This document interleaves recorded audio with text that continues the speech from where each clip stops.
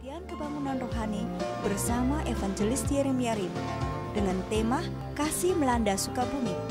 Saudara, pelayanan ini merupakan hasil kerjasama antara Gereja Bethel Injil Penuh Sukabumi dengan Studio Jangkar Harapan Jakarta. Mari saudaraku, kita tundukkan kepala dan kita masuk di dalam doa. Terima kasih banyak ya Tuhan, bahwa Engkau telah melawat umat-Mu di Sukabumi ini. Dan kami yakin ya Tuhan, Engkau akan memberkati KKR ini dari permulaan sampai akhirnya. Kasih-Mu melanda Sukabumi, bahkan kasih dari Yesus Kristus sendiri, kasih agape akan melanda bukan saja Sukabumi, tetapi seluruh Indonesia, bahkan seluruh muka bumi. Maka itu ya Tuhan, kami yakin Roh-Mu yang suci akan ambil alih semua pimpinan dari permulaan sampai akhirnya. Dan kami tahu ya Tuhan, Engkau akan menjamah hati dari anak-anak-Mu, sehingga semuanya boleh mengerti siapakah Yesus itu, dan boleh membawa kabar ini kepada keluarganya masing-masing dan kepada sesamanya, dan banyak jiwa boleh menjadi milik Engkau untuk selama-lamanya. Mari Tuhan, bentuklah kami semua menjadi tentara-tentara Kristus yang gagah perkasa, yang tidak mundur sekalipun, mau maju terus apapun terjadi sampai Engkau datang kembali. Dan kami tahu ya Tuhan, sebentar lagi Engkau datang, kami semua mendapat pahala yang besar, yaitu di dalam kerajaan surga. Tuhan, jangan sampai satu di antara kami pulang dengan hampa. Engkau berkati hamba-Mu yang memberitakan firman-Mu Tuhan. Engkau urapi dari ujung rambut sampai telapak kaki. Engkau urapi firman-Mu. Engkau jamah hati kami masing-masing. Engkau jadikan kami tanah-tanah subur yang mengeluarkan buah-buah yang lebat dan lesat. Dan kami semua boleh Engkau pakai untuk dikirim di seluruh muka bumi, menjadikan mereka semua murid-murid Engkau. Terima kasih Tuhan, bahwa Engkau sudah memberkati dan mengabulkan doa-doa kami. Di dalam nama Yesus kami berdoa. Haleluya. Amin. Kita angkat satu pujian, besar dan perkasa Allah kita. Besar dan perkasa Allah kita, besar dan dahsyat Dia. Besar dan perkasa Allah kita, besar dan dahsyat Dia. Angkatlah panji dan suaramu, puji Sang Raja. Besar dan perkasa Allah kita, besar dan dahsyat Dia. Besar dan perkasa, besar dan perkasa Allah kita, besar dan dahsyat Dia. Haleluya. Besar dan perkasa Allah kita, besar dan dahsyat Dia. Haleluya. Angkat tanganmu dan suaramu, puji Sang Raja. Besar dan perkasa Allah kita, besar dan dahsyat. Saya mengundang bangkit berdiri. Besar dan perkasa Allah kita, besar dan dahsyat Dia. Besar dan perkasa Allah kita, besar dan dahsyat Dia. Angkatlah panjimu dan suaramu, puji Sang Raja. Besar dan perkasa Allah kita, besar dan dahsyat. Besar dan perkasa, besar dan perkasa Allah kita, besar dan dahsyat Dia. Haleluya. Besar dan perkasa Allah kita, besar dan dahsyat Dia. Angkatlah panjimu dan suaramu, puji Sang Raja. Besar dan perkasa Allah kita, besar dan dahsyat Dia. Oh, haleluya. Saya mengundang hamba Tuhan Bapak Yeremia Rim untuk naik di atas mimbar, dan saya minta Pendeta Yoas untuk membuka di dalam doa.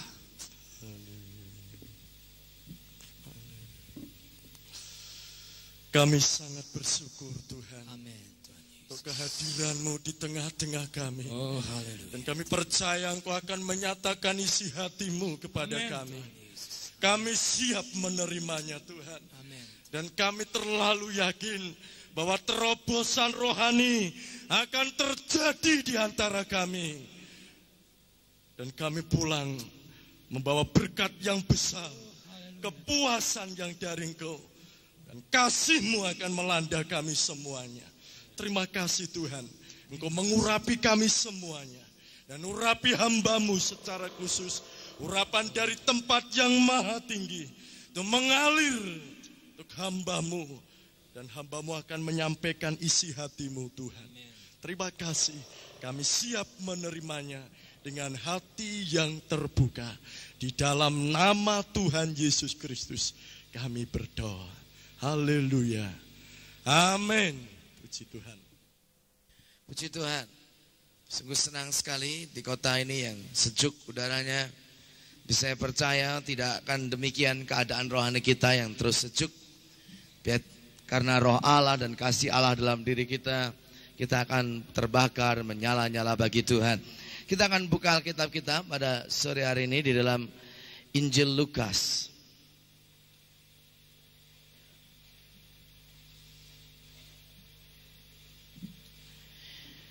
Kita akan melihat dalam Injil Lukas pasal yang ke-17.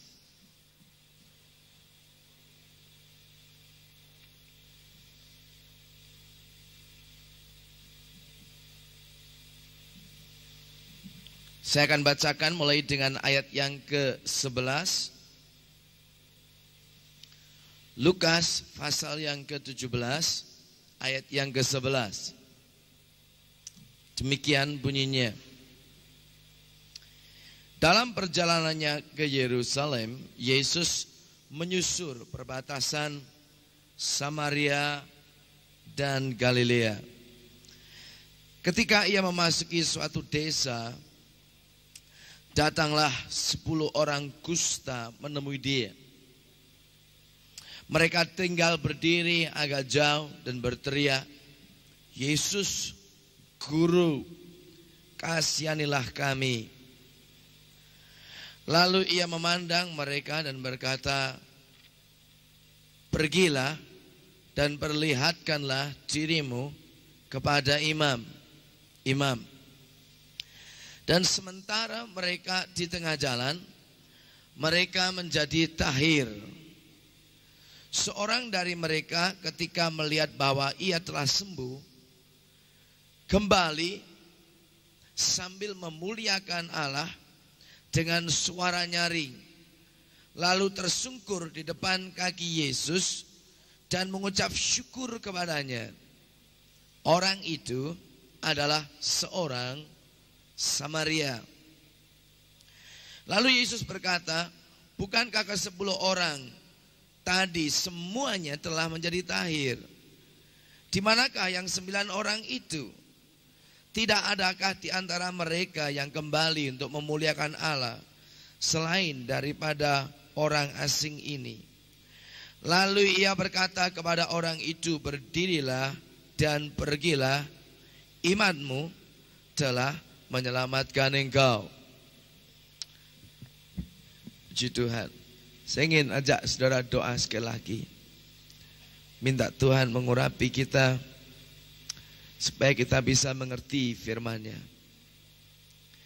Bapa, kami bersyukur buat waktu yang indah ini. Kuasai hati dan pikiran kami. Kuasai hati dan pikiran hamba-Mu. Layakkan dan kuduskan dengan darah-Mu. Biarlah bukan bibir dan lidahnya yang berbicara atau pikirannya sendiri, tapi biarlah Allah yang berbicara melalui kuasa Roh Kudus-Nya. Kami sadar Engkau di tengah-tengah kami ya Tuhan. Kami siap mendengarkannya dalam nama Yesus. Amin. Puji Tuhan. Saudara-saudara, kita lihat di sini bagaimana Yesus menyatakan kasih-Nya yang luar biasa. Kita sedang adakan 2 malam ini dengan judul Kasih Melanda Sukabumi. Makin hari makin saya rasa bahwa kasih Allah secara obral Allah nyatakan di seluruh dunia ini. Makin hari makin saya lihat bukti dan kenyataan daripada kasih Allah yang begitu luar biasa dinyatakan di banyak tempat di seluruh dunia ini. Tadi malam saya ada di Solo. Jadi saya ke Bangun Rohani di Solo 1 malam. Tadi pagi jam 7 saya terbang ke Surabaya. Bukan untuk pulang, tapi hanya sampai di airport dan ganti plane. Langsung disusul istri saya dari rumah dan naik plane sama-sama ke Bandung. Memang secara manusia kami capek, tetapi hati kami bersuka cita, hati kami gembira melihat bagaimana Allah melawat khususnya Indonesia pada waktu ini. Saya rasa inilah zaman untuk Indonesia dilawat oleh Allah dengan cara yang dahsyat sekali, seperti belum pernah terjadi sebelumnya. Dan saya takut kalau waktu Allah melawat ini, banyak orang Kristen yang tidak sadar, tidak tahu bahwa saat di mana Allah melawat, sehingga pada waktu Allah sudah lewat, baru mereka siuman, baru mereka sadar, tetapi sudah ketinggalan zaman. Itu sebabnya di saat Allah sedang melawat negara kita ini, perlu sekali setiap orang Kristen membuka hatinya, membuka dirinya, membuka rohnya, dan mengizinkan Allah bekerja dengan ajaibnya. Karena tidak selamanya akan terjadi demikian. Akan terjadi di mana Allah sudah melewati gerakannya di negara kita ini, dan kita tidak bisa mencicipi waktu Allah lewat. Puji Tuhan, kita baru saja membaca satu firman Allah yang indah sekali. Dikatakan di sini dalam perjalanannya ke Yerusalem, Yesus menyusur perbatasan Samaria dan Galilea. Nah, kita lihat di situ kenapa Yesus sengaja lewat perbatasan antara Samaria dan Galilea dalam perjalanannya menuju ke Yerusalem. Karena dia tahu di dalam rohnya, dia tahu oleh karena pimpinan Allah Bapanya, kalau dia lewat di perbatasan tersebut, dia akan menemukan orang-orang di situ yang sangat menderita dan membutuhkan pertolongan. Saya ingin beritahu, kemanapun Yesus pergi, selalu dia pergi untuk menunjukkan kasihnya, menunjukkan perbuatannya yang ajaib, menunjukkan kuasanya kepada setiap orang yang dijumpainya. Di dalam Alkitab dikatakan dia berkeliling dari kota dan kota, dari desa dan desa, untuk melakukan perbuatan yang baik dan mengusir setan serta kelemahan tubuh dan penyakit. Itulah Yesus Kristus yang dari Nazaret, anak Allah yang hidup, Tuhan yang kita sembah. Dia selalu keliling dari kota ke kota, dari desa ke desa untuk berbuat baik. Saya ingin bacakan itu ayat di dalam kitab Kisah Para Rasul pasal yang ke-10. Saya ingin setiap saudara benar-benar mengenal siapakah Yesus yang kita puja, yang kita sembah dan kita layani. Kisah Rasul 10 ayat yang ke-38.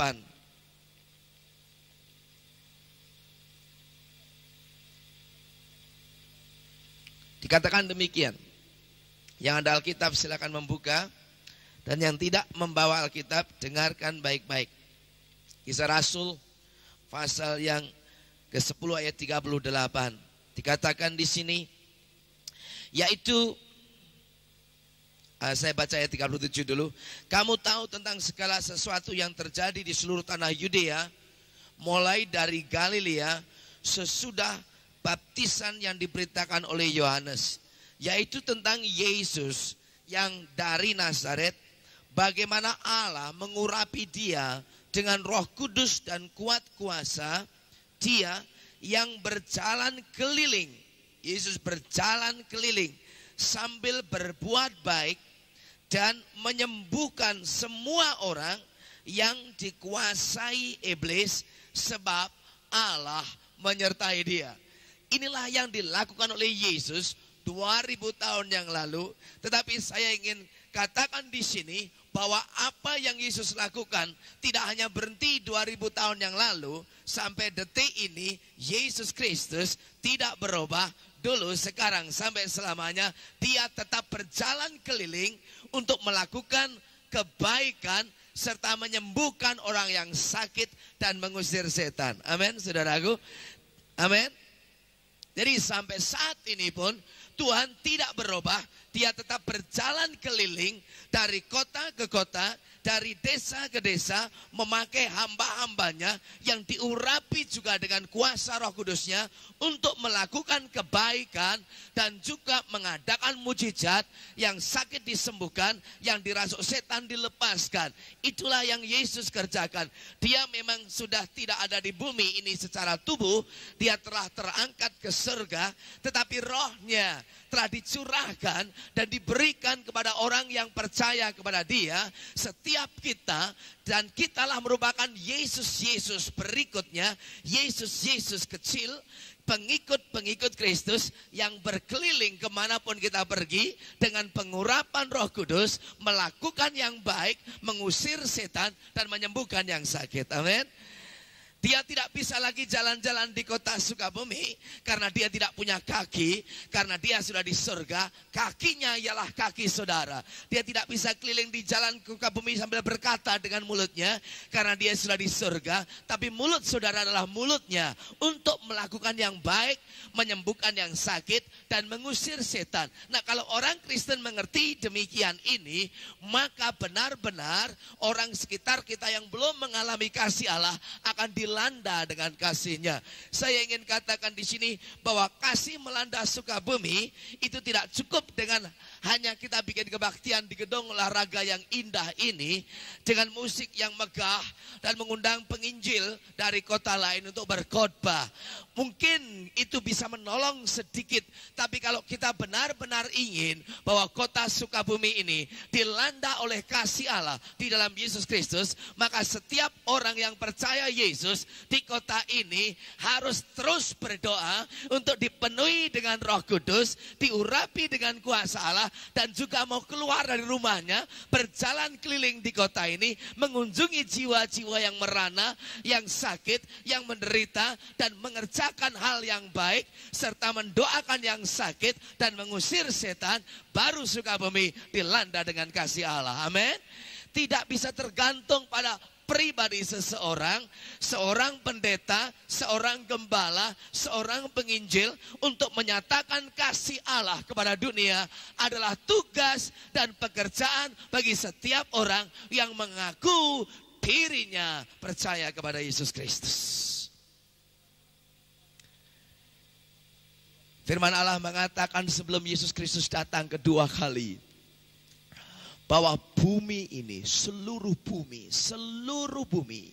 itu akan dipenuhi dengan kemuliaan Allah. Seperti air menutup lautan. Seluruh muka bumi akan dipenuhi dengan kemuliaan Allah. Seperti air menutup lautan. Dan firman Allah juga mengatakan sebelum Yesus Kristus datang kedua kali, yang berarti akan datang masa penghakiman, pembalasan, penghukuman bagi orang fasik dan jahat dan berdosa. Sebelum itu terjadi, Alkitab katakan, maka Injil kerajaan ini akan diberitakan ke seluruh muka bumi dan menjadi kesaksian bagi segala bangsa. Baru setelah itu kesudahan alam itu datang. Yang ketiga, sebelum Yesus datang yang kedua kali, Alkitab katakan akan terjadi satu kebaunan rohani yang dahsyat, menyapu bersih muka bumi ini. Sehingga setiap lutut akan bertelut. Dan setiap lidah akan mengaku bahwa hanya Yesus Kristus sajalah adalah Tuhan. Siapa yang percaya itu? Angkat tangan. 1, 2, 3, lumayan, lebih dari 5 orang. Siapa percaya itu firman Allah yang saya katakan tadi? Dan bisa terjadi, dan pasti terjadi. Amin. Jadi sebelum Yesus datang, yang pertama saya katakan tadi, bahwa bumi akan dipenuhi dengan apa? Kemuliaan Allah. Seperti air menutup lautan. Saya ingin beritahu bahwa bumi ini tidak akan dipenuhi dengan kejahatan terus-menerus seperti yang kita lihat sekarang. Bumi tidak akan dipenuhi dengan kebencian terus-menerus, penderitaan seperti yang kita lihat sekarang. Bumi tidak akan dipenuhi dengan dosa, kenajisan, percabulan, dan kebejatan moral seperti kita lihat sekarang. Alkitab kita mengatakan dalam kitab Sefanya bahwa Allah akan menyapu bersih bumi ini, dan segala kejahatan, kenajisan, penderitaan, kebejatan akan disapu bersih dan diganti dengan kemuliaan Allah menutupi bumi ini seperti air menutup lautan. Amin, saudara. Yang kita baca selama ini di koran, kita dengar di radio, dan kita lihat di televisi, rasanya sukar untuk mempercayai firman Allah tersebut, bahwa bumi pada akhirnya benar-benar akan penuh dengan kesucian dan kemuliaan, benar-benar akan penuh dengan kebenaran Allah. Rasanya sulit untuk percaya, tapi saya ingin katakan, saya tidak mau percaya dengan apa yang saya lihat, saya tidak mau percaya dengan apa yang saya dengar, saya tidak mau percaya apa yang saya tahu, tapi saya percaya apa yang Alkitab katakan. Itu ya dan amin. Firman Allah tidak bisa gagal, dan Allah tidak bisa dusta, dan apa yang kelihatan saat ini akan dirubah kalau Roh Allah bekerja pada akhir zaman ini. Amin. Nah, hal ini tidak bisa terjadi. 3 hal tadi: kemuliaan Allah menutupi bumi, Injil kerajaan diberitakan ke seluruh dunia menjadi kesaksian bagi segala bangsa, setiap lutut akan bertelut dan setiap lidah akan mengaku bahwa Yesus Kristus Tuhan. Itu tidak bisa terjadi hanya tergantung kepada para penginjil, para pendeta, para gembala, para hamba-hamba Tuhan saja yang harus terlibat di dalam pelayanan. Tetapi ini akan bisa terjadi, dengar, ini akan menjadi kenyataan kalau setiap orang percaya, setiap orang Kristen, setiap pengikut Kristus, setiap anggota gereja mau memberikan dirinya, memberikan waktunya, memberikan tenaganya, memberikan uangnya, memberikan doa-doanya, dan seluruhnya untuk melayani Tuhan, diurapi dengan Roh Kudus, dan pergi menyaksikan cinta Yesus Kristus. Amin, saudaraku. Pekerjaan ini terlalu besar bagi seorang penginjil, seorang pendeta, seorang gembala, tetapi membutuhkan keterlibatan seluruh anak Tuhan untuk mulai berperan aktif, berpartisipasi, ikut serta dalam gerakan Allah pada akhir zaman ini.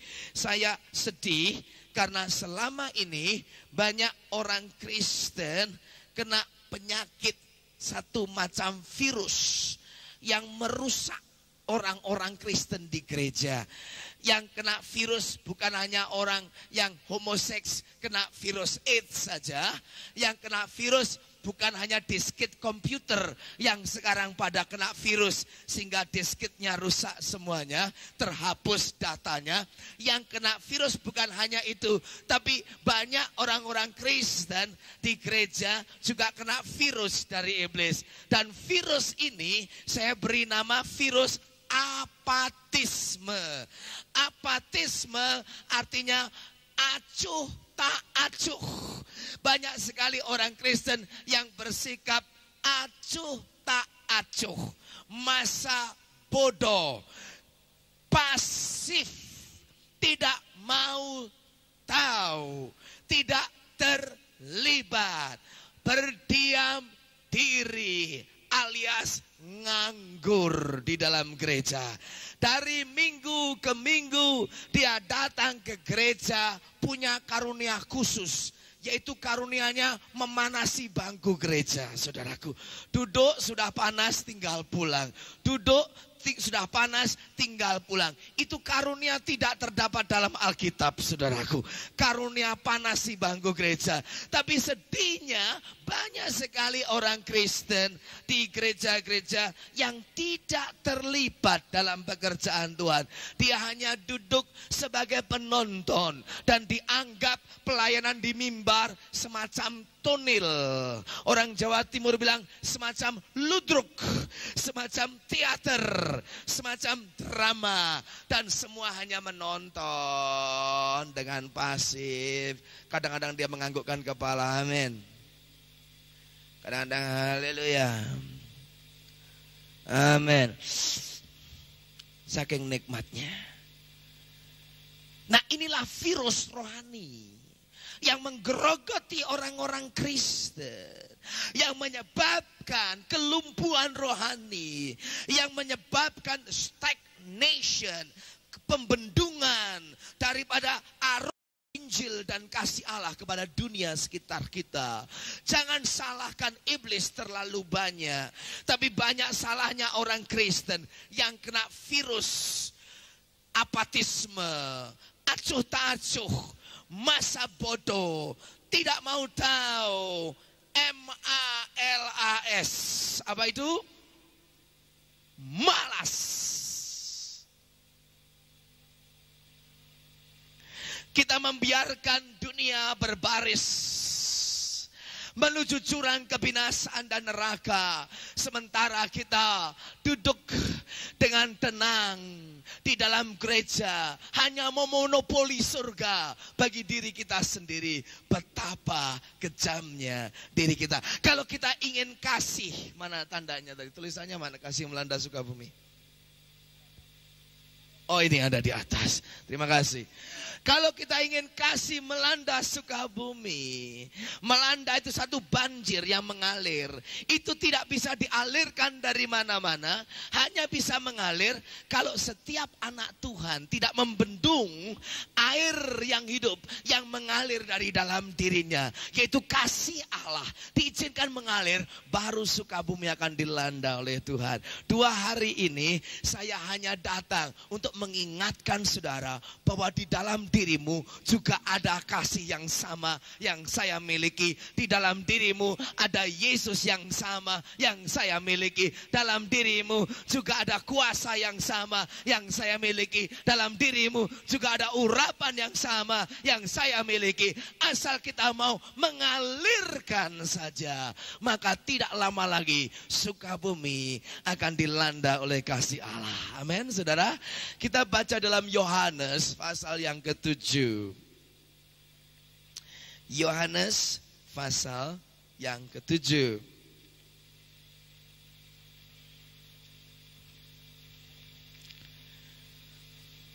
Ayat yang ke-38 dan 39. Yohanes pasal yang ke-7. Ayat yang ke-38 dan 39 yang berbunyi demikian. Barang siapa percaya kepadaku, seperti yang dikatakan oleh kitab suci, perhatikan, dari dalam hatinya akan mengalir apa? Aliran-aliran air hidup. Dalam terjemahan bahasa Indonesia yang lama disebutkan dari dalam perutnya, dari dalam bagian yang paling dalam akan mengalir sungai-sungai air hidup. Out of his innermost being shall flow rivers of living waters. Satu air yang mengalir, yang dimaksudkan ayat yang ke-39 dikatakan, yang dimaksudkannya ialah roh yang akan diterima oleh mereka yang percaya kepadanya. Sebab roh itu belum datang karena Yesus belum dimuliakan. Jadi kalau setiap orang Kristen yang percaya Yesus dipenuhi dengan Roh Kudus, maka di dalam hatinya ini, di dalam lubuk yang paling dalam, di dalam rohnya akan terdapat sumber yang akan menjadi sungai yang mengalir. Banyak sungai, bukan hanya satu sungai. Dikatakan aliran-aliran, tidak hanya aliran tapi aliran-aliran.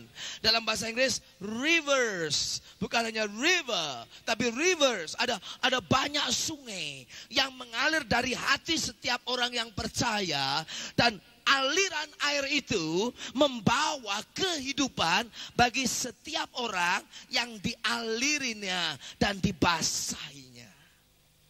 Apa ini? Itulah yang dikerjakan oleh urapan Roh Kudus bagi setiap orang yang percaya.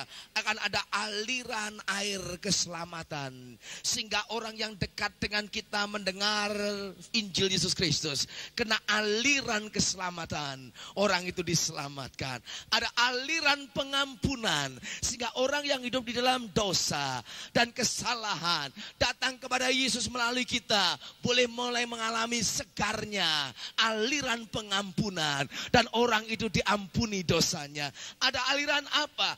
Aliran kasih. Setiap orang yang dekat dengan kita bisa merasakan kasih Allah daripada diri kita. Aliran apa? Aliran sukacita. Sehingga orang yang dekat dengan kita itu akan dapat merasakan sejuknya, segarnya, karena dibasahi dengan sungai sukacita. Sehingga untuk sukacita tidak perlu dipaksa-paksa, tidak perlu dipompa-pompa, tidak perlu dibuat-buat, akan mengalir dengan sendirinya. Karena di dalam diri kita ada Roh Kudus, ada Yesus, dan itu sungai mengalir. Ada sungai mengalir apa? Sungai penyembahan, mulai mengalir dengan penyembahan, sehingga waktu orang di sekitar kita melihat kena kebanjiran sungai penyembahan itu, orang sadar Allah hadir. Sehingga pada waktu anak Tuhan menyembah Tuhan, itu menarik hadirat Allah turun. Orang di sekitarnya rasa kalau begini Allah hadir di tengah-tengah kita.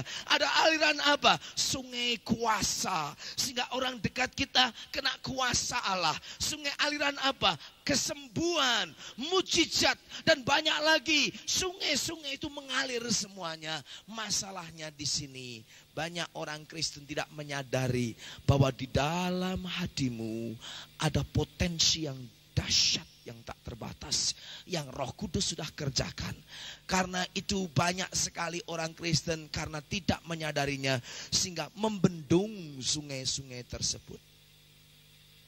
Berdiam diri, malas, acuh tak acuh, mementingkan diri sendiri, tidak terbeban, tidak punya visi, dingin rohaninya, suam-suam rohaninya. Akibatnya apa? Sungai yang begitu banyak dibendung, dan orang di sekitar kita tidak bisa mengalami aliran hidup yang mengalir dalam diri kita. Nah, kalau kita ingin Sukabumi dilanda dengan kasih Allah, bukan hanya tugas saya yang datang dari Surabaya ke Sukabumi, tapi tugas kita bersama sebagai anak-anak Tuhan untuk tidak lagi membendung sungai yang hidup itu. Tapi malam hari ini dengan palu godam firman Allah, kita akan hancurkan bendungan tersebut. Kita akan jebol bendungan tersebut supaya air kehidupan boleh mengalir dalam hati kita, sehingga banyak orang diselamatkan oleh Tuhan. Kalau percaya, teriak haleluya dan tepuk tangan bagi Tuhan Yesus. Haleluya, haleluya. Ini yang Tuhan inginkan. Saya ingin beritahu saudaraku, kebangunan rohani yang sesungguhnya bukan hanya karena gedung yang besar, bukan hanya karena pengkhotbah yang besar, bukan hanya oleh karena perbelanjaan uang yang besar jumlahnya. Bukan itu, tapi kebangunan rohani hanya bisa terjadi. Dengar baik-baik di sini. Banyak orang Kristen punya konsep yang salah tentang kebangunan rohani. Berpikiran salah tentang kebangunan rohani. Mereka pikir kebangunan rohani ialah menyewa gedung besar, mengundang pendeta besar, penyanyi besar, mengeluarkan uang yang besar, dia bilang itu kebohongan rohani. Bukan. Itu bukan kebohongan rohani. Itu hanya bagian dari kebaktian raksasa yang mungkin juga merupakan kebohongan rohani. Tapi kebohongan rohani yang sesungguhnya, dengar, semua mata lihat sini. Kebohongan rohani yang sesungguhnya yaitu jikalau setiap orang percaya Yesus Kristus, setiap orang Kristen mulai dibangkitkan hatinya dan tidak lagi memikir kepentingannya dirinya sendiri, sadar akan kebutuhan orang di sekitarnya, dan mulai melangkah bertindak dan menyalurkan kasih Allah kepada orang lain. Itulah kebangunan rohani. Amin. Kalau setiap anak Tuhan berperan aktif, menjadi pengikut serta, berpartisipasi, terlibat sepenuhnya, itu baru kebenaran rohani. Saya berani katakan di sini bahwa di Surabaya memang sedang terjadi kebenaran rohani yang luar biasa di kota itu. Gereja besar-besar di sana. Ada gereja anggota 10.000, 15.000, 6.000, 2.000.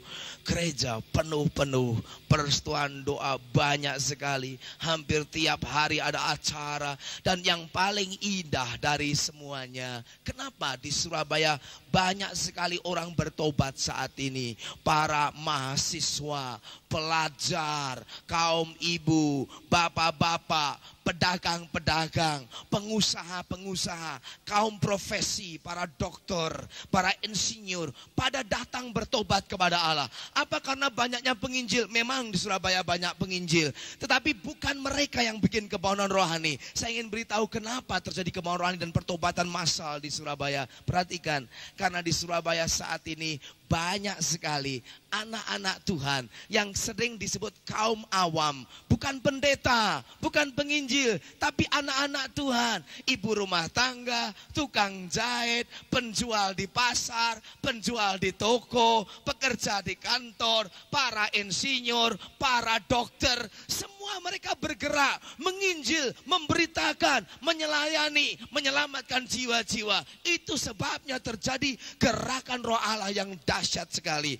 Saya kemarin waktu menunggu plane terlambat untuk terbang ke Solo, baru di tempat situ saja sudah berapa anak Tuhan lewat kepada saya, dan yang dibicarakan tentang Yesus terus. Mereka ini pengusaha-pengusaha. Satu orang datang sama saya, "Hei Pak Yeremia," saya tidak kenal sama dia, tapi mereka sering ikut KKR, sering lihat saya, dan mereka datang, "Pak Yeremia," saya bilang, "Mau kemana?" "Mau ke Hong Kong." Mau ke Hong Kong, ajak temannya yang belum Kristen. Ini loh Pak Yeremia, dia ini belum Kristen, tapi tidak apa-apa, dalam perjalanan ini saya akan beritahu terus tentang Yesus. Jadi sambil bisnis, sambil pergi ke Hong Kong, mengajak temannya, terus nginjil terus. Hati saya bersuka cita. Saya katakan ini namanya kebangunan rohani. Di airport orang bicara Tuhan Yesus, di restoran orang bicara tentang Yesus, di taksi orang bicara tentang Yesus, di bis kota orang bicara tentang Yesus, di rumah orang bicara tentang Yesus. Dimanapun, topik yang paling hit, yang paling top, yang paling utama ialah Yesus Kristus. Itulah kebangunan rohani. Amin, saudara. Bahkan beberapa usahawan, palung bisnis di Surabaya, kalau dia lagi cari klien atau lagi cari objek atau kontrak, biasanya setelah rundingan perdagangan selesai, teken kontrak, yang anak Tuhan selalu berkata, "Bapak sudah ke gereja belum?" Atau "Kau sudah ke gereja belum?" Selalu diakhiri dengan demikian. Saya punya teman dari Banjarmasin, dari Balikpapan datang ke Surabaya untuk usaha. Ketemu sama bisnismen pengusaha juga. Setelah transaksi, setelah negosiasi, selalu dikatakan yang dari Surabaya bilang, "Kamu sudah ke gereja belum?" Kaget. Kok saya ketemu 2-3 orang pertanyaannya sama. Setelah selesai ngomong-ngomong soal dagang, kok selalu tanyanya, "Sudah kenal Yesus belum?" Jadi ini orang heran di Surabaya ini ada apa. Saya ingin beritahu saudaraku, kalau kita ingin Sukabumi dilanda dengan kasih Allah, Hai orang-orang Kristen, malam hari ini engkau harus dilepaskan dari virus-virus dari iblis, yaitu virus apatis, acuh tak acuh, males, egois, mentingkan diri sendiri, tidak mau tahu, masa bodoh, pasif, suam. Ini yang menghalangi kasih melanda Sukabumi. Amin. Tidak ada yang amin. Amin. 2 orang. Amin. Tambah 3, 5 orang cuma. Itu sebabnya malam hari ini yang perlu dibangunkan rohaninya yaitu orang-orang Kristen di kota ini. Untuk sadar akan panggilannya, untuk tahu akan rencana Allah, untuk mengenal mengapa kita jadi Kristen. Kenapa Yesus selamatkan diri saudara, bukan hanya sekedar untuk membawa saudara ke surga saja. Saya tahu kita percaya Yesus, tidak usah khawatir kita pasti masuk surga. Tetapi tujuannya tidak hanya itu. Nah dengar ini baik-baik. Kalau seandainya Yesus datang ke dunia mati di salib dan memanggil saudara bertobat, tujuannya hanya untuk supaya bisa ke surga. Maka cara yang terbaik dan tercepat untuk mencapai tujuan tersebut ialah sesudah kita berdoa dan terima Yesus, percaya, bertobat, saat itu sebaiknya Tuhan bunuh kita semua supaya kita mati dan cepat dan langsung dan direct dan sekaligus masuk surga semua. Bukankah begitu? Tapi kenapa Tuhan Yesus izinkan kita hidup setelah kita percaya Yesus dan bertobat? Karena tujuan jadi Kristen bukan hanya jadi mati masuk surga. Tujuannya ialah supaya kita di dunia ini boleh menjadi saksi-saksi Kristus. Sehingga melalui kita banyak orang lain yang hidup dalam kegelapan, yang hidup dalam penderitaan, yang hidup dalam sakit penyakit, yang hidup dalam sesat, dalam dosa, dalam siksaan, dan akhirnya maut dan neraka. Mereka boleh diselamatkan melalui kita yang sudah lebih dulu diselamatkan oleh Tuhan Yesus Kristus. Amin. Nah kalau tujuannya untuk masuk surga saja secepat mungkin, maka kalau saya menginjil KKR begini kan gampang sekali. Saya beritahu tentang Yesus, siapa yang percaya dia diselamatkan, yang tidak percaya dihukumkan. Lantas saya undang siapa mau bertobat maju ke depan, orang maju ke depan bertobat. Saya ajak doa untuk terima Yesus, Tuhan Yesus, Tuhan Yesus, masuklah dalam hatiku, masuklah dalam hatiku, begitu amin. Saya ambil, saya punya senapan mesin saudaraku, AK-47 atau M16 dan tembak semua. Dan semua mati langsung masuk surga semua kan saudaraku. Ya tentunya saya yang masuk neraka, tapi yang lain masuk surga. Kalau memang hanya itu, tapi saya percaya tidak begitu.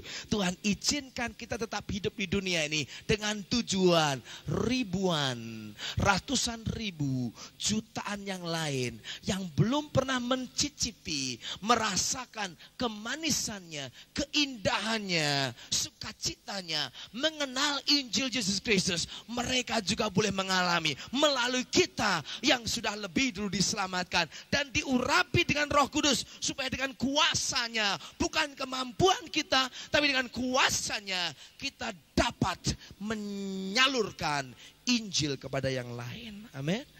Saya ingin beritahu saat ini hampir separuh dari penduduk dunia yang 4 miliar atau 5 miliar ini belum pernah dengar Yesus Kristus, belum pernah dengar Injil. Dan sementara orang Kristen hanya dengan tenang, nyanyi, doa, nyanyi sedikit, doa sedikit, firman Tuhan sedikit, persembahan sedikit, makan banyak, saudaraku. Hanya begitu terus. Saya kira tidak. Tuhan inginkan kita mulai bangkit. Di tangan kita, di hati kita, Allah telah berikan tanggung jawab atas dunia ini supaya diselamatkan oleh Tuhan. Amin. Saudara mengatakan, saya nggak bisa, saya ibu rumah tangga. Setiap saudara bisa dipakai Tuhan. Baik engkau ibu rumah tangga, engkau guru, engkau penjaga toko, setiap kita bisa dipakai Tuhan. Yang penting ada kasih terhadap orang-orang lain. Ada belas kasihan kepada orang-orang lain. Ada beban, ada kerinduan untuk orang lain juga boleh merasakan apa yang sudah kita rasakan. Saudara, kalau ada sungai di bendung dan tidak mengalir, itu akan mendatangkan penyakit bagi sungai itu sendiri. Kenapa? Karena sampah-sampah yang mengalir akan tertampung dan tidak tersalur dengan bersih. Sehingga berhenti di situ, airnya tidak mengalir, air yang menggenang menjadi sarang nyamuk. Nyamuk malaria, iya. Sehingga yang tergigit kena sakit demam. Makanya banyak anak Tuhan yang panas dingin. Panas tidak, dingin tidak. Alias suam. Nah yang suam ini yang Tuhan katakan, aku akan ludahkan engkau dari mulutku, aku akan muntahkan engkau dari mulutku. Kenapa orang Kristen suam? Karena sungainya tidak pernah mengalir, sehingga banyak nyamuk malarianya bertelur di situ dan gigiti dan jadi penyakit demam, panas dingin. Ya panas ya dingin, ya panas ya dingin. Kalau ada penginjil datang panas sedikit, penginjilnya pergi dingin lagi, penginjil datang lagi panas lagi, penginjil pulang dingin. Nah ini Kristen yang panas dingin begini ini, yang loyo kayak yoyo begini, naik turun terus-terusan, ini yang suam, ini yang akan dimuntahkan Tuhan dari mulutnya. Doa saya, 2 malam ini bukan merupakan kebangunan rohaninya, tapi 2 malam ini merupakan titik tolak untuk terjadinya dan mulainya kebangunan rohani di kota Sukabumi secara merata, supaya seluruh Sukabumi benar-benar dibangunkan oleh Tuhan di saat yang akan datang. Kenapa? Karena setiap anak Tuhan mulai sadar akan perannya, sadar akan fungsinya, sadar akan tugasnya, sadar akan panggilannya sebagai anak Tuhan. Amin. Saya sering katakan demikian, tidak ada pengangguran dalam kerajaan Allah, tidak ada. Setiap orang dipakai Tuhan, sampai anak kecil pun dipakai Tuhan. Kami lihat di persekutuan kami yang ada di Jawa Timur, di sebuah kota kecil, anaknya yang kecil datang ke persekutuan, papa mamanya tidak percaya Tuhan. Anaknya dengar firman Allah, anaknya bertobat terima Yesus. Anak itu paling berumur 9 tahun, mungkin lebih muda lagi, 8-9 tahun. Dan anak itu dipenuhi dengan Roh Kudus. Anak itu mulai berdoa dengan bahasa roh. Anak itu mulai dipenuhi dengan kasih Allah. Anak kecil itu mulai punya beban, mulai tanggung jawab untuk menyelamatkan jiwa. Dan anak itu pun sudah mulai bisa berdoa syafaat dengan air mata meleleh, menangisi siapa? Orang tuanya yang belum mau bertobat, orang tuanya yang belum kenal Yesus, orang tuanya yang masih hidup dalam dosa. Dan itu anak kecil yang dianggap remeh oleh manusia, tapi di hadapan Allah, ini anak kecil adalah alat yang besar bagi kerajaan Allah. Amin. Dan dia pulang, dia bersaksi kepada papa mamanya, dan tidak perlu waktu lama sesudah itu, saya ingin beritahu saat ini, papa mamanya bertekuk lutut di bawah kaki Yesus Kristus. Karena anak kecil yang umur baru 7-9 tahun ini, saya ingin beritahu, setiap saudara bisa dipakai Tuhan. Mungkin saya katakan, saya bodoh, saya nggak pernah sekolah, saya baca juga loncat-loncat, nggak bisa tulis. Saya nggak peduli. Engkau mungkin bodoh, mungkin engkau tidak bisa tulis dan baca, tapi saya ingin beritahu, hatimu ada kasih Allah, itu modal yang cukup bagi saudara untuk merubah dunia ini bagi kemuliaan nama Tuhan. Saya pernah berkhotbah satu gereja di kota Kertosono di Jawa Timur. Satu kali hari Minggu ada acara baptisan. Ada sekelompok orang, kira 30-40 orang yang dari desa sekali. Dari pakaiannya saya tahu mereka orang desa, pakai songkok, pakai kopiah peci hitam itu. Banyak yang masih pakai kerudung, orang-orang desa datang. Saya heran ini kebaktian, saya bikin seri meeting Kamis, Jumat, Sabtu, Minggu. Minggunya kok banyak orang baru dari desa yang mau dibaptis. Saya sempat tanya kepada mereka semua, ini dari mana? Oh kami dari desa sekian belas kilo. Kok bisa kenal Yesus bagaimana? Oh kami di desa ini semua 40 orang kenal Yesus karena ibu satu ini. Satu ibu siapa? Ibu ini adalah satu-satunya orang yang percaya Yesus di seluruh desa itu. Dan saya ingin beritahu, ibu ini sudah tua dan jelek lagi, saudaraku. Buta huruf, gak bisa baca dan gak bisa tulis. Tapi di mata Allah ibu ini cantik jelita. Karena apa? Hatinya cinta dengan Tuhan Yesus Kristus. Amin, saudaraku. Dan satu kali ada seorang yang ditabrak mobil di desa itu. Dan sudah diobatkan, dibawa ke dukun dan tidak sembuh. Ibu ini berkunjung ke rumah tadi. Dan berkata kepada pemuda yang ditabrak, yang cacat badannya karena ditabrak oleh mobil. Dia bilang begini, ibu itu tidak bisa bicara banyak. Cuma bicara begini, kalau anak muda, kamu mau percaya sama Gusti Yesus, dia bilang, Tuhan Yesus yang saya percaya, saya mau berdoa untuk kamu dan Tuhan pasti sembuhkan. Ini tulang-tulangnya pada patah semua. Didoakan saudaraku, dalam waktu 3 hari pemuda itu berdiri di atas kakinya dan mengalami kesembuhan total. Dan sejak saat itu di desa itu setiap ada orang sakit yang dipanggil ibu ini. Ibu yang buta huruf tapi hatinya cinta Tuhan. Dia doakan dari 1, 2 orang, 3 orang sampai 30 sampai 40 bertobat semua kenal Yesus. Sampai sekarang di desa itu ada gereja, ada kumpulan, ada ibadah, ada kebaktian. Gara-gara satu ibu yang mungkin buta huruf, mungkin tidak ada artinya di hadapan manusia, tapi tidak mau membendung air yang hidup untuk mengalir dalam dirinya.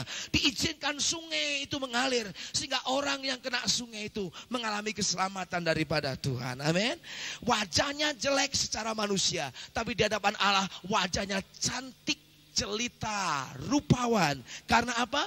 Alkitab mengatakan betapa eloknya dan betapa indahnya telapak kaki orang yang pergi memberitakan Injil. Saya ingin beritahu, kalau orang menginjil, memberitakan Injil, menyelamatkan jiwa-jiwa, memberikan kesaksian tentang Yesus di hadapan Allah, telapak kakinya aja cantik.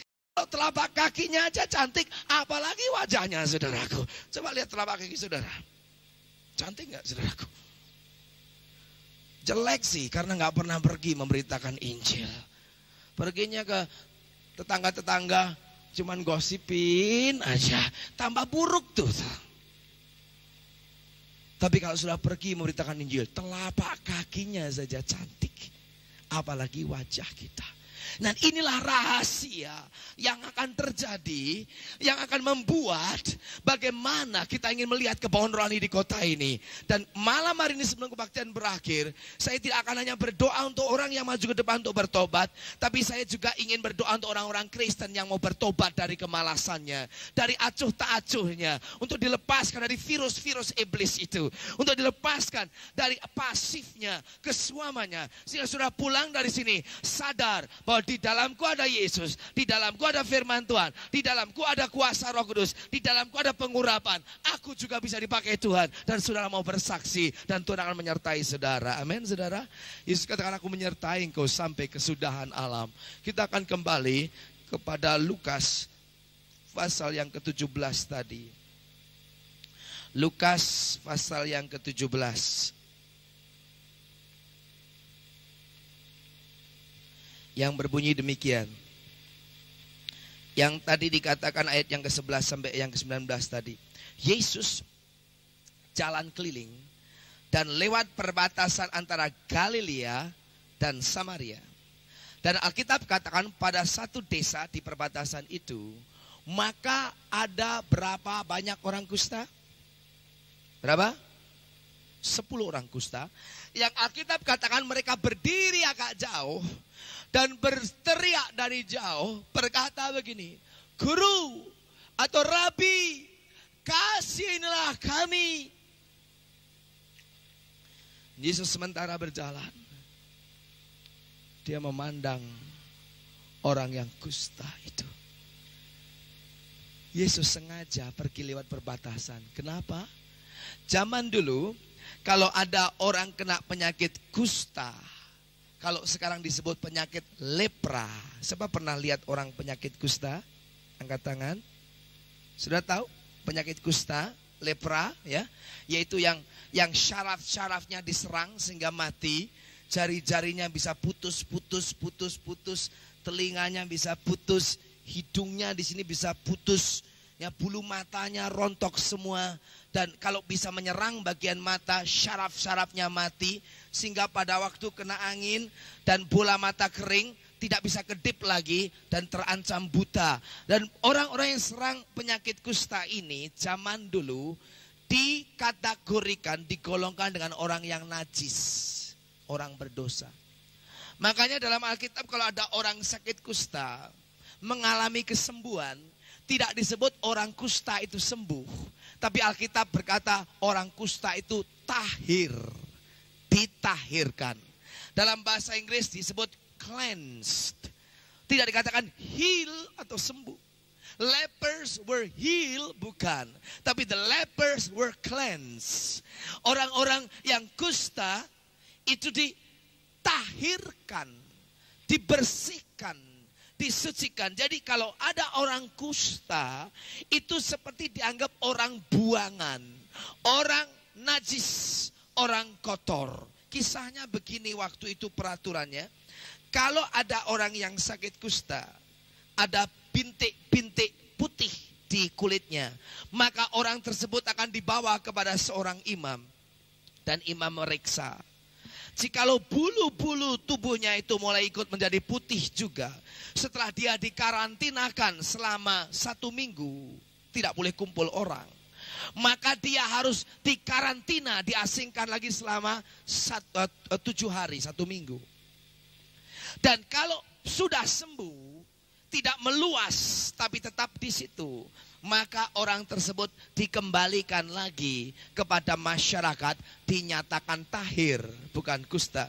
Tapi setelah 7 hari berikutnya dan dilihat makin merambat dan betul ada kusta, maka hari itu juga, jam itu juga, detik itu juga, ini orang kusta ditendang keluar dari kota tersebut. Tidak boleh tinggal di dalam kota sama sekali.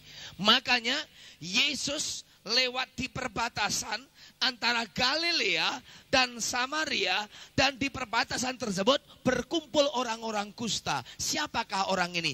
Inilah orang-orang yang telah diusir, dikucilkan, diasingkan, ditendang keluar dari Samaria dan juga dari Galilea. Dan orang yang senasib ini tinggal di perbatasan, merasa dirinya ditolak, tidak diingini, tidak dianggap, dan dibuang. These people are the outcasts. Orang-orang inilah orang-orang buangan yang sudah tidak dihargai oleh manusia, yang dianggap kotor, yang dianggap najis, yang dianggap tidak pantas kumpul dengan masyarakat, sampah masyarakat. Tapi saya ingin beritahu justru kepada orang-orang yang menderita, yang minder, yang hina, yang kotor, yang sudah buangan, yang sudah ditolak, untuk orang semacam itulah Yesus datang khusus melewati mereka. Amin, saudaraku. Lihat cintanya Tuhan. Dia bisa saja lewat Galilea atau lewat Samaria, tapi dia pilih lewat perbatasan. Karena apa? Anak manusia datang untuk mencari orang yang berdosa dan orang yang sesat. Orang yang sehat tidak perlu dokter, tapi orang yang sakit perlu dokter. Orang yang merasa dirinya benar tidak butuh Tuhan, tapi orang yang berdosa, yang rusak, yang bejat, yang bobrok, itulah yang dicari oleh Tuhan. Amin, saudara. Saya membaca ayat ini saya terharu. Alkitab katakan dalam ayat yang ke-12 bagian terakhir ini, mereka tinggal berdiri agak jauh dan berteriak, "Guru, kasihanilah kami."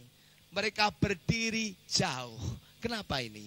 Minder, rendah diri, merasa tidak ada harganya, sehingga mau dekat, ya kalau saya diterima. Mau dekat, ya kalau saya diterima. Di dekat, ya kalau saya dianggap. Makanya jauh-jauh. Banyak sekali orang yang akibat dosa merusak, bukan hanya menimbulkan banyak penyakit, bukan hanya dalam gangguan jiwa, bukan hanya dalam gangguan mental, tapi banyak sekali orang dirongrong hidupnya oleh karena dosa, membuat orang rasa minder, inferiority, merasa dirinya rendah. Tidak ada artinya. Kadang-kadang saya lihat anak-anak muda di kota-kota besar yang bajunya keren, rambutnya keren, kelihatannya galak, kelihatannya ganas. Ya, pakai baju dilipat, kancing dibuka sampai di perut, sehingga piano sama kulintangnya kelihatan semua di sini. Merokok, ya, kelihatannya kejam. Tapi beberapa kali saya datangi mereka, waktu saya jabat tangan dengan mereka, saya lihat matanya. Saya senyum sejabat tangan. Banyak dari mereka tidak bisa lihat mata saya. Saya tunduk. Padahal kelihatannya kekar, kelihatannya gagah, kelihatannya sah, yang rusak, yang bejat, yang bobrok. Itulah yang dicari oleh Tuhan. Amin, saudara.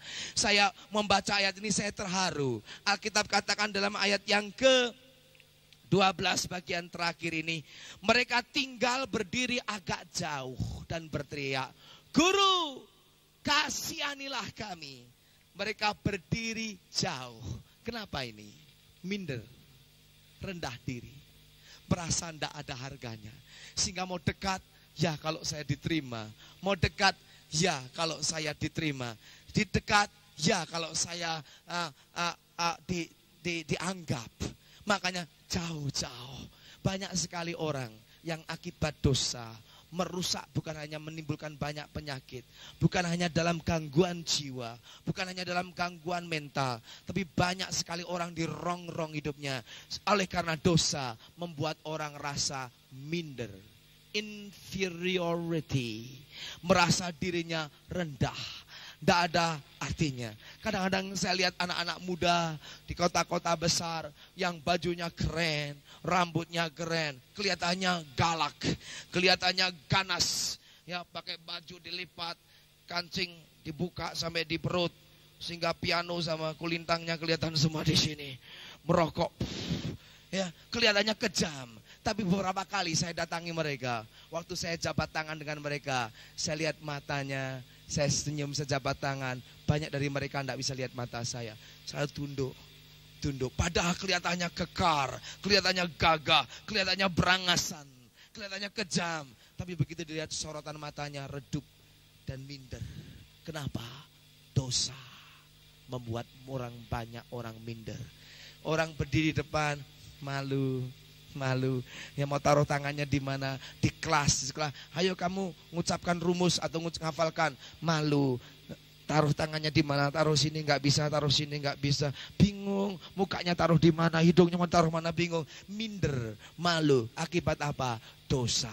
Saya ingin beritahu, dosa membuat manusia minder, hilang derajatnya. Waktu Adam dan Hawa berbuat dosa, Alkitab katakan, maka manusia tahu bahwa dirinya telanjang dan malu, lari ke semak dan bikin pakaian dari daun. Sebelum itu tidak ada manusia malu meskipun telanjang, karena ditutup dengan pakaian kemuliaan Allah. Malu hanya datang kepada manusia saat dosa telah masuk dalam diri manusia. Rasa minder, rasa rendah diri. Banyak di antara kita diinggapi demikian. Kerja tidak bisa bagus, usaha tidak bisa bagus, belajar tidak bisa konsentrasi. Karena apa? Rasa minder. Dan banyak yang gak laku menikah gara-gara rasa minder ini, saudaraku. Ini penderitaan yang luar biasa. Tapi justru orang-orang yang semacam ini yang Yesus kunjungi, Yesus perhatikan. Dan jikalau orang-orang yang tertindas, Alkitab katakan dalam Mazmur 34, orang-orang yang tertekan seperti ini menjerit dan berseru kepada Allah, maka Allah mendengarnya dan menyelamatkannya dari segala kesesaannya. Ini orang kusta mulai berteriak, "Guru, kasihanilah kami." Dan ayat 13, ayat 14 dikatakan, lalu ia memandang mereka. Padahal Yesus cuma jalan di perbatasan. Begitu kedengaran dari jauh sana teriakan, "Guru, kasihanilah kami." Alkitab katakan maka ia memandang mereka. Saya ingin beritahu saudaraku, tidak peduli tempatmu di mana. Engkau boleh di puncak gunung, engkau boleh di dasar jurang yang paling dalam. Kalau engkau berseru kepada Tuhan dengan jeritanmu dalam keadaan kesesaan dan tertindas, dimanapun engkau berada, engkau berseru kepada Tuhan, telinga Tuhan tidak pernah tuli untuk tidak bisa mendengar jeritan saudara. Dari manapun engkau menjerit, Allah dengar jeritan saudara. Amin. Dari kamar di mana engkau sudah membasahi 3 bantal dengan air matamu, karena malam itu tidak bisa tidur, penderitaan begitu banyak, dan engkau menangis. Dan di saat menangis dalam kegelapan malam di kamarmu, engkau berseru, Tuhan Yesus. Ceritamu didengar oleh Tuhan. Engkau di sel penjara yang gelap, dilupakan oleh masyarakat dan sanak famili serta teman. Di saat kegelapan keputusasaan engkau berseriak, Yesus kasihilah kami. Saya ingin beritahu, telinga Tuhan mendengar. Amin, saudaraku. Engkau boleh di rumah sakit dan dokter sudah kasih vonis, umurmu tinggal 2 minggu lagi. Engkau kena kanker ganas dan tidak bisa sembuh. Dalam keadaan putus asa, panik, sementara maut sudah menjemput saudara, dan saudara menjerit kepada Yesus, Yesus kasihanilah kami. Saat itu juga telinga Tuhan terbuka untuk saudara. Dan Alkitab berkata dia tidak hanya mendengar, tapi Alkitab yang lebih indah berkata, maka ia, Yesus, memandang mereka. Apa artinya memandang? Memperhatikan. Dia memperhatikan hidupmu. Dia memperhatikan hidupku. Dia memperhatikan kesesaan, tindasan, tekanan, penderitaan, masalah kita semua. Apa saja yang menjadi penderitaan kita, kalau kita berseru kepada Allah dengan satu ketulusan, in desperation we cry out. Dalam keadaan yang tertekan, putus asa, kita berseru, mohon pertolongan daripada Dia. Saya ingin yakinkan kepada saudara bahwa Dia akan pandang dan perhatikan saudara. Tidak peduli siapakah engkau. Mungkin engkau orang yang paling miskin di Sukabumi ini. Engkau berseru kepada Yesus, Yesus perhatikan engkau. Mungkin engkau yang paling hina di Sukabumi ini. Engkau berseru kepada Yesus, Yesus perhatikan engkau. Mungkin engkau yang paling bodoh, paling bejat, paling rusak, atau paling kaya, paling pandai, paling terkenal, paling baik di Sukabumi. Tapi orang hanya lihat luarnya. Dalam dirimu penuh dengan tekanan, penderitaan, ketidakbahagiaan. Oleh akibat dosa yang tidak pernah dibereskan. Kusta. Bukan hanya kusta dalam tubuhmu. Tapi banyak sekali orang sekarang ini mungkin engkau sehat, tidak sakit kusta dalam tubuhmu. Tapi rohanimu sakit kusta. Sakit kenajisan di dalam dosamu. Tapi namun demikian engkau berseru kepada Allah. Dia dengar dan Dia perhatikan saudara. Sebenarnya sakit kusta ini yang diserang apa? Dengar. Yang diserang itu sarafnya. Saraf perasanya. Sehingga saraf perasanya mati. Setelah saraf perasanya mati, maka orang tidur terus ketindih begini nggak sakit, atau jarinya ketinggalan. Bangun pagi, gua punya jempol ketinggalan di lantai. Mau diambil, dipasang-pasang nggak bisa lagi. Tapi gue nggak rasa sakit. Kenapa? Perasaannya tumpul. Yang diserang syarafnya. Saya ingin beritahu. Mungkin tidur malam-malam ketindih. Tahu bangun pagi telinganya ketinggalan di lantai. Gue punya kuping ada di sini. Mau dipasang-pasang nggak bisa. Kenapa? Rasanya sudah mati, tumpul. Nah, saya ingin beritahu. Kusta rohani ialah yang membuat perasaan nuranimu tumpul. Engkau berbuat dosa tapi tidak rasa salah. Engkau berbuat najis tapi tidak tertuduh. Engkau berbuat jahat tapi nuranimu sudah tumpul. Alkitab mengatakan yang hatinya sudah diselar dengan besi panas. Konsiennya sudah mati. Hati nuraninya sudah beku, sudah membatu, sudah tumpul. Amsal Sulaiman berkata orang jahat berbuat dosa dan merasa aman, gak merasa tertuduh. Saudaraku, kalau engkau dengar firman Allah dan masih tertuduh, engkau bisa tersinggung, itu baik, berarti masih belum tumpul. Kalau engkau berbuat salah, masih gemetar, masih takut, masih khawatir, nah itu baik. Tapi kalau engkau berbuat dosa dan tidak rasa apa-apa, engkau sudah mengalami sakit kusta. Engkau berdusta, bohong dan gemetaran, bang, jantungmu masih baik, belum kusta benar-benar. Tapi kalau kamu bohong kayak biasa aja, kayak makan kacang goreng aja bohongnya, itu sudah kena kusta kelas berat, stadium 15 itu saudaraku. Sudah parah sekali kustamu. Nah, saudara pergi ke supermarket, ke toko, jalan ambil pulpen, ambil pensil, pertama gemeteran, kedua gemeternya tinggal sedikit, dudut, ambil. Ketiga cuman sekali gemeternya, dudut, ambil. Keempat sudah nggak gemeter sama sekali, sambil jalan sambil ngambilin. Itu namanya sudah kusta, sudah kebal, bebal dan tebal, saudaraku. Nah, orang demikian hanya dimeteraikan untuk kebinasaan. Inilah orang kusta yang Yesus cari. Nah, kalau Yesus katakan kepada mereka, berdiri, pergi dan tunjukkan dirimu kepada imam dalam keadaan kusta. Ini sama dengan cari perkara, saudaraku. Ini cari gara-gara. Karena yang ngusir itu imam. Dilihat kusta, ditendang keluar. Nah, kalau dia berani nunjukkan diri sama imam dalam keadaan kusta, akan dimaki habis-habis. Tidak tahu malu. Kamu busuk. Kamu sudah bobrok. Kamu rusak. Kamu najis. Berani nongol lagi di kota. Diusir mentah-mentah. Bahkan bisa dihajar oleh banyak orang. Tapi Alkitab katakan lain. Kali ini waktu Yesus katakan sama mereka, berdiri, pergi, tunjukkan dirimu sama imam. Alkitab katakan ayat yang ke-14, baca bagian terakhir. Dan sementara mereka duduk, mereka menjadi tahir. Amin. Amin lagi nih, saking bodohnya orang. Maka sementara mereka duduk, mereka menjadi tahir. Amin. Haleluya lagi. Udah bodoh gak tahu malu itu di sana. Baca baik-baik, disuruh lihat Alkitab. Yang gak punya Alkitab lihat sebelahnya. Coba lihat semuanya. Dengar baik-baik. Ini yang bikin bangkrut kerajaan surga. Orang-orang Kristen gak ngerti firman Tuhan ini. Sampai apa aja, amin. Amin. Amin. Masuk neraka ya, haleluya. Jadi ampas di neraka ya, amin.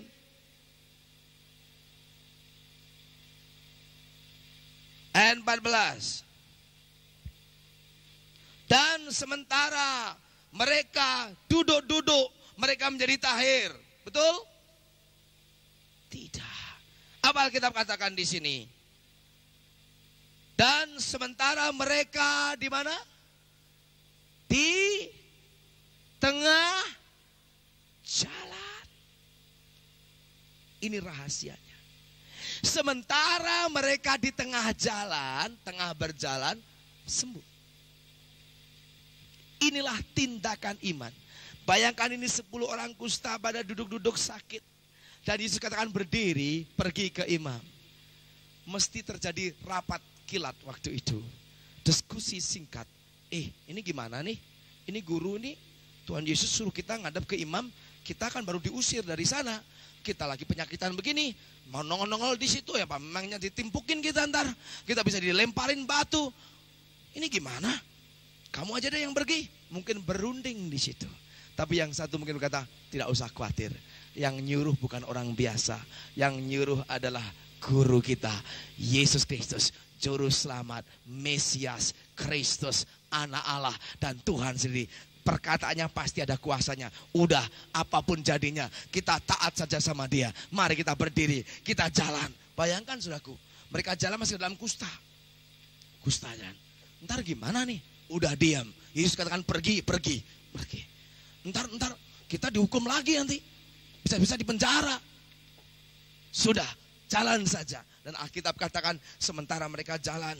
Kiri kanan. Jalan. Tahu-tahu. Gua sembuh nih. Satu bilang, gua juga sembuh. Saya sembuh. Oh, senang lompat-lompat sembuh. Yang 9 lari lupa. Yang 1 kembali sama Yesus. Lari. Sungkur nyembah. Terima kasih Tuhan. Puji Tuhan. Haleluya. Sama Yesus heran. Bukankah tadi 10 orang. Dan semua sembuh. Mana yang 9?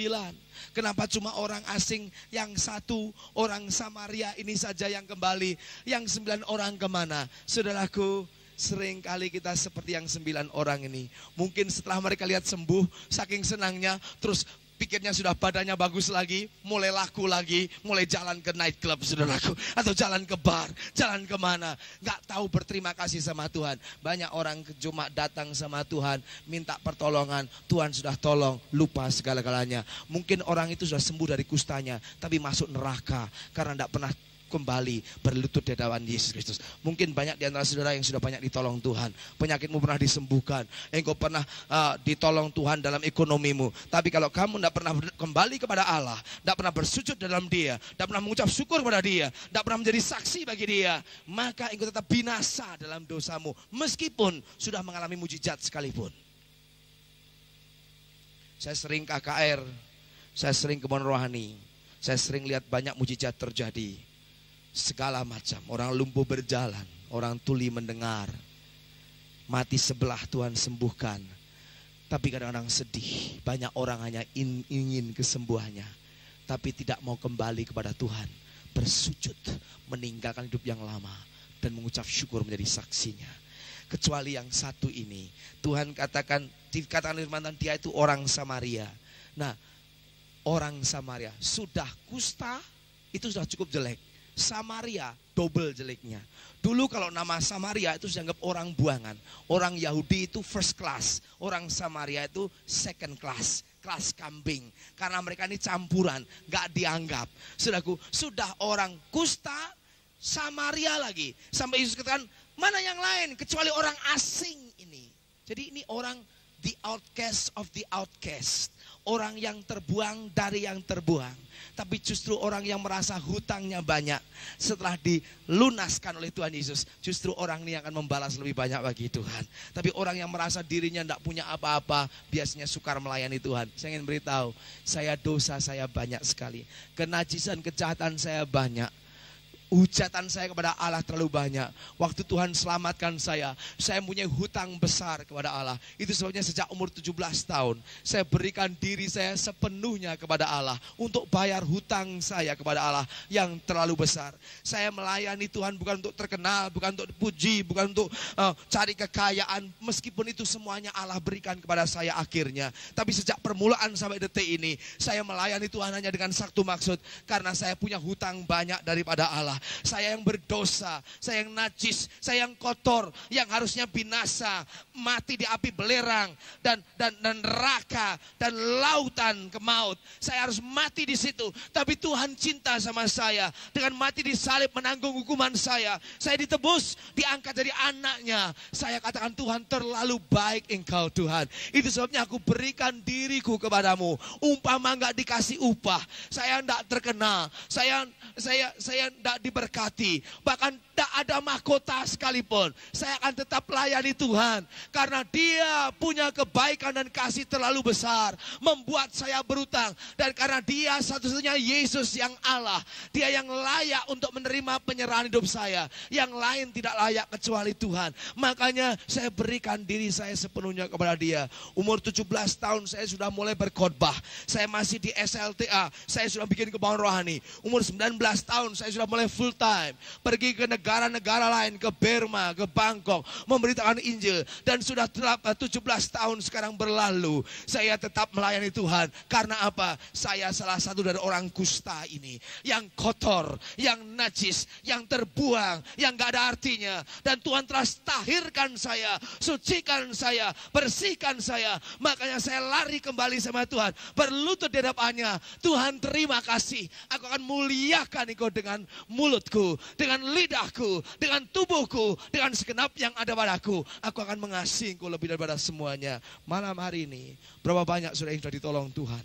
Dan berapa daripada saudara yang berani memberikan dirimu kepada Allah untuk sekarang membalas cinta kasih Tuhan, membayar hutang saudara kepada Allah, dan mau dipakai Tuhan, mau melayani Tuhan.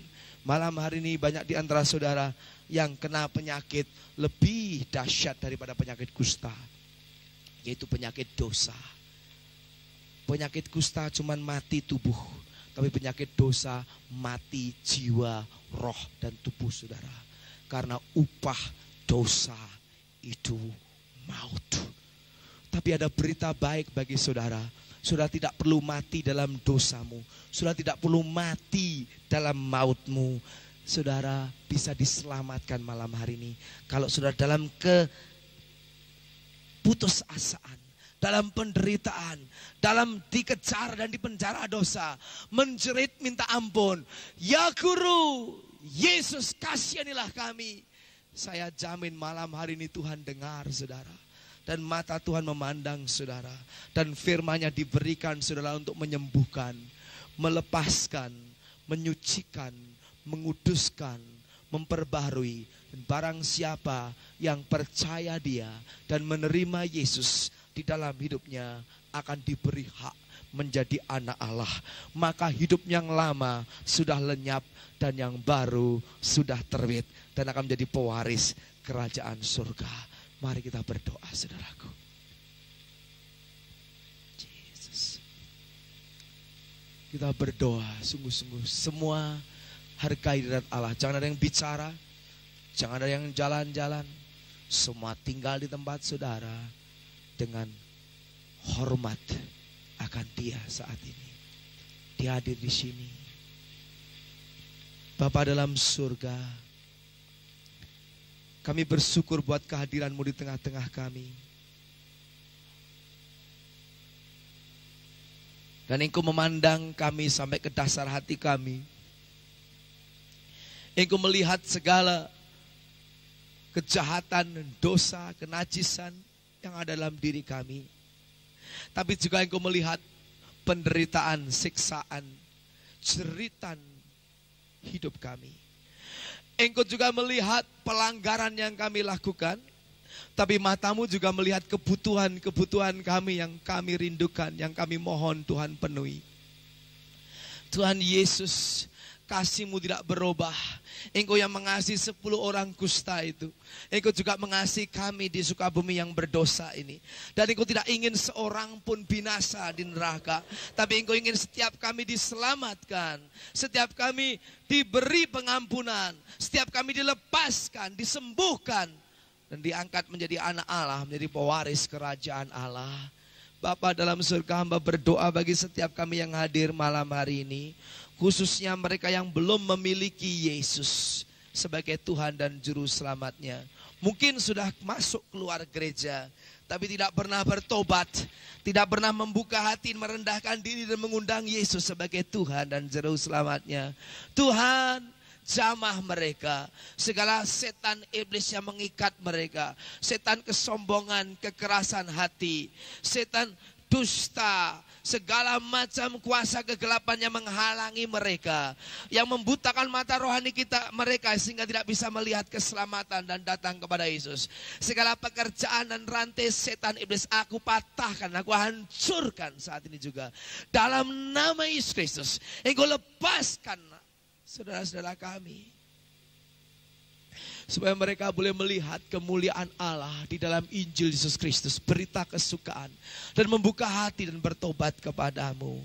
Bapa, aku berdoa untuk saudara-saudariku yang malam hari ini telah disentuh hatinya, sadar akan keberadaannya, dan hancur hatinya, dan mau bertobat datang kepada Allah.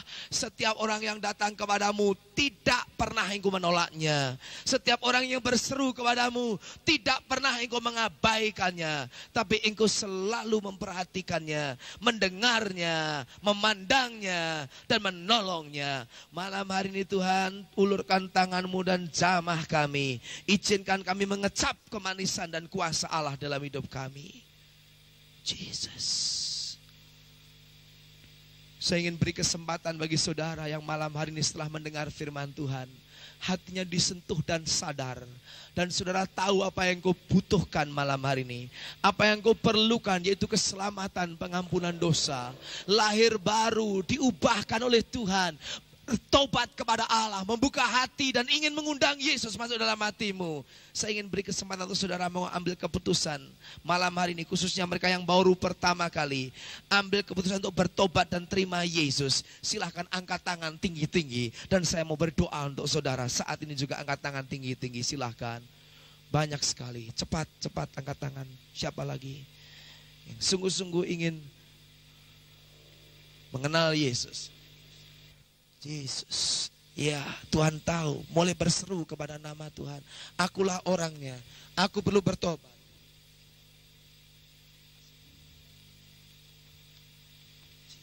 Silakan bangkit berdiri. Yang sudah angkat tangan silakan bangkit berdiri. Kaulah Tuhanku. Cepat yang lain yang ingin bertobat cepat berdiri. Yang sudah angkat tangan cepat berdiri saat ini. Jangan engkau main-main dengan Allah. Kalau engkau mau bertobat, bertobat sungguh-sungguh. Engkau mau bertobat adalah zamannya, waktunya engkau disembuhkan, engkau diselamatkan. Silakan maju ke depan saat ini yang sudah angkat tangan dan berdiri. Silakan maju ke depan.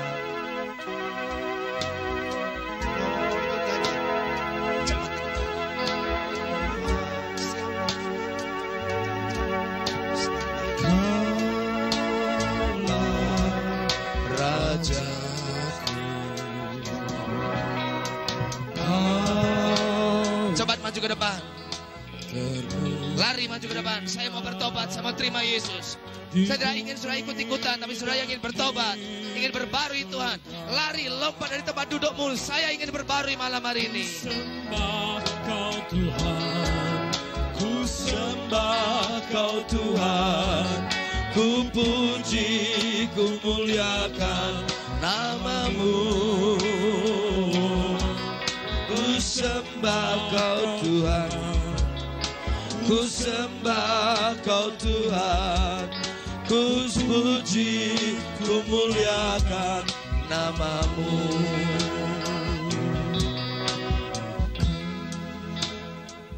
Banyak di antara mereka yang sakit mata, Tuhan sembuhkan. Yang sakit pada perutnya, sakit pada kepalanya, sakit pada baunya, pada pinggangnya, pada kakinya. Segala setan penyakit, roh-roh penyakit, roh-roh kelemahan tubuh, dalam matanya, dalam telinganya, sakit penyakit jantung, sakit penyakit kepala, roh penyakit ambeien, roh penyakit tekanan darah tinggi. Aku patahkan engkau dalam nama Yesus Kristus. Aku hancurkan engkau. Segala penyakit leukemia, penyakit kanker, penyakit liver, segala roh penyakit ginjal, aku patahkan kuasamu dalam nama Yesus Kristus. Dan aku ikat engkau saat ini. Dan engkau harus tunduk pada perintahku ini. Dalam nama Yesus Kristus, Anak Allah yang hidup, aku perintahkan engkau roh penyakit untuk pergi, keluar, dan tinggalkan tubuh ini. Dan jangan kembali lagi. Dalam nama Yesus Kristus, angkat kakimu dan tinggalkan. Yesus, dan dalam nama Yesus Kristus, saya perintahkan semua penyakit pergi. Dan oleh sebab bilur Yesus Kristus, engkau semua sudah disembuhkan. Haleluya, tepuk tangan buat Tuhan Yesus. Haleluya, tepuk tangan yang meriah. Semua teriak haleluya. Haleluya, teriak haleluya, tepuk tangan. Haleluya. Dalam nama Yesus, dalam nama Yesus ada kemenangan. Tetap di sini. Dalam nyanyi dan semangat. Dalam nama Yesus iblis dikalahkan. Dalam nama Tuhan Yesus siapa dapat melawan. Dalam nama Tuhan Yesus ada kemenangan. Dengar. Siapa yang tadi sakit, dengar baik-baik. Dan percaya untuk Tuhan sembuhkan. Dan setelah berdoa sudah mengalami kesembuhan. Coba diperiksa tubuhmu, periksa dulu semua. Yang tadinya kakinya nggak bisa bergerak, digerakkan. Yang pinggangnya sakit, digerakkan. Yang kepalanya sakit, digerakkan. Dan saya ingin tanya, siapa yang sudah mengalami kesembuhan, dijamah Tuhan dan mengalami langsung kesembuhan? Angkat tangan tinggi-tinggi, jadi saksi bagi Tuhan. Angkat tangan tinggi-tinggi. Haleluya. Yang sudah mengalami kesembuhan. Puji Tuhan, puji Tuhan, puji Tuhan. Siapa lagi di belakang, di sana, di sana. Haleluya. Tepuk tangan buat Tuhan Yesus. Haleluya. Haleluya. Hei kamu anak muda yang bagian sound system, sakit apa kamu? Keras. Sakit liver. Gimana kamu tahu sembuh? Betul? Tidak bohong. Tuhan yang sembuhkan engkau. Haleluya. Oh, Haleluya. Om di belakang sana. Ya, Om yang angkat tangan. Sakit apa, Om? Apa sakit apa itu? Kakinya ya. Ma, kenapa sakit ma? Banyak khawatir. Tuhan sudah sembuhkan. Tuhan sudah sembuhkan. Haleluya. Tepuk tangan buat Tuhan Yesus. Haleluya. Siapa lagi? Yang ibu yang disembuhkan di sini tadi siapa yang sudah sembuh? Yang sudah sembuh tadi siapa? Angkat tangan. Sakit apa ibu? Kaki. Kakinya kenapa? Rematik. Linu-linu. Coba diangkat saat ini. Diangkat begini. Diangkat. Coba diangkat. Angkat satu. Ya, terus baris begini. Haleluya, Dua. haleluya. Coba tante lompat begini. Haleluya. Enggak sembuh. haleluya. Lagi. Lompat yang tinggi Haleluya. lagi. Dalam nama Yesus, lompat lagi. Haleluya. Haleluya. Haleluya. Haleluya. Dalam nama Yesus, dalam nama Yesus, ada kemenangan. Dalam nama Yesus, dalam nama Yesus. Haleluya. Puji Dia. Dalam nama Tuhan Yesus, siapa dapat melawan? Dalam nama Tuhan Yesus ada kemenangan. Sementara nyanyi pun saudara sudah mengalami kesembuhan daripada Tuhan. Amin. Ada kuasa dalam pujian. Amin. Saat saudara menyanyi, itu iblis pergi dan sudah mengalami kesembuhan daripada Tuhan. Siapa lagi yang sudah disembuhkan Tuhan? Angkat tangan. Cepat-cepat yang disembuhkan Tuhan, angkat tangan. Amin. Amin. Tante sakit apa tante? Kaki lagi. Kenapa? Kurang berjalan mengabarkan Injil. Hah? Mulai berani berjalan besuk orang sakit tante? Mau? Mau? Puji Tuhan. Orang sakit mau? Coba kakinya diangkat. Lompat seperti saya begini. Haleluya. Tepuk tangan buat Tuhan Yesus. Haleluya. Kamu anak muda sakit apa? Hah? Sesak nafas. Kenapa? Karena kurang berdoa kamu. Hah? Itu nafas rohanimu. Harus banyak bernafas dalam roh. Berdoa. Amin. Sekarang coba diambil nafas yang panjang. Tangan begini. Amin. Sekarang sudah longgar, sudah sembuh. Betul? Siapa yang menyembuhkan? Siapa yang menyembuhkan? Tuhan Yesus. Amin. Tepuk tangan buat Tuhan Yesus. Nyanyi sekali lagi, lebih semangat. Rematik pergi, penyakit kanker pergi, semua pergi, dan kesembuhan dari Tuhan milik saudara. Haleluya. Dalam nama Yesus, dalam nama Yesus. Isi semua. Dalam nama Yesus, dalam Yesus, iblis dihalalkan. Oh, dalam nama Tuhan Yesus, siapa dapat melawan? Dalam nama Tuhan Yesus ada kemenangan. Angkat sapu tangan semua. Dalam nama Yesus, dalam nama Yesus ada kemenangan. Yes. Dalam nama Yesus, dalam haleluya, iblis dikalahkan. Dalam nama Tuhan Yesus, siapa dapat melawan? Dalam nama Tuhan Yesus ada kemenangan. Yang sudah maju ke depan dicatat itu semua. Nama, alamat, silakan sama pembimbing. Nanti didoakan, dikunjungi, mungkin dikirimi buku supaya ada kontak dengan saudara. Haleluya. Yesusku luar biasa. Yesusku luar biasa. Yesusku luar biasa. Yesusku luar biasa. Kuasanya luar biasa. Kuasanya luar biasa. Kuasanya luar biasa. Kuasanya luar biasa. Kuasanya luar biasa. Kasihnya luar biasa. Kasihnya luar biasa. Kasihnya luar biasa.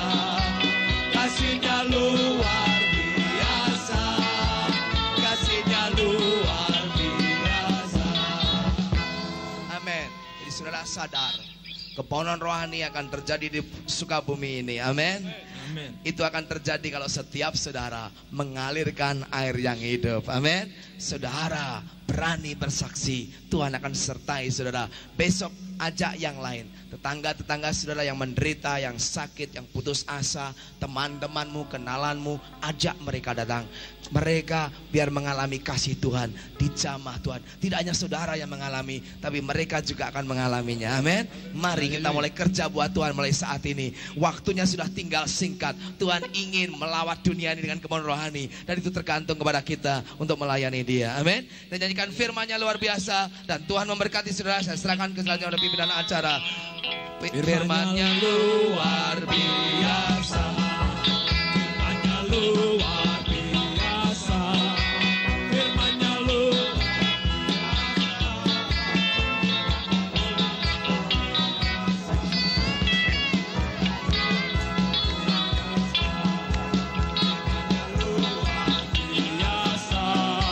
Firman-Nya luar biasa. Firman-Nya luar. Amin. Haleluya. Amin. Haleluya. Amin. Amin. Yesusku luar biasa. Yesusku luar biasa. Yesusku luar biasa. Yesusku luar biasa. Yesusku luar biasa. Amin. Haleluya. Haleluya.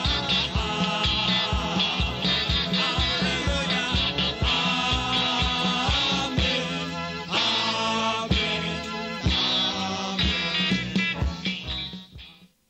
Mari kita akan bangkit berdiri bersama-sama. Kita akan akhiri kebaktian malam hari ini. Kita bersyukur kepada Tuhan. Haleluya. Kami sangat bersyukur Tuhan untuk lawatan-Mu pada malam yang pertama ini. Dan kami terlalu yakin, kami sudah berdoa untuk esok malam Tuhan, Engkau akan bekerja lebih dahsyat lagi. Sebab itu persiapkan kami, persiapkan hamba-Mu, persiapkan semua yang ambil bahagian dalam pelayanan yang besar ini. Terima kasih Tuhan, supaya kasih Allah itu akan nyata melanda kota Sukabumi ini. Terima kasih Tuhan untuk lawatan-Mu yang begitu besar dan ajaib. Untuk kehadiran-Mu yang dahsyat Tuhan, yang kami boleh rasakan. Banyak orang Kau sudah sembuhkan Tuhan. Besok Engkau akan berbuat yang sama, dan Engkau akan lebih bekerja lagi Tuhan. Terima kasih Tuhan. Sebentar umat-Mu akan pulang ke rumah masing-masing.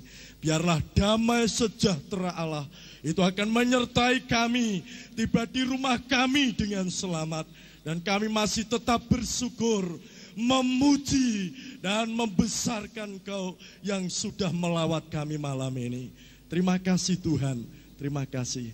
Saudara-saudara, terimalah berkat damai sejahtera Allah, yaitu cinta kasih-Nya Tuhan Yesus Kristus dan persekutuan Roh Kudus-Nya menyertai saudara-saudara mulai malam ini sampai Tuhan datang yang kedua kali. Dalam nama Tuhan Yesus Kristus kami berdoa. Amin.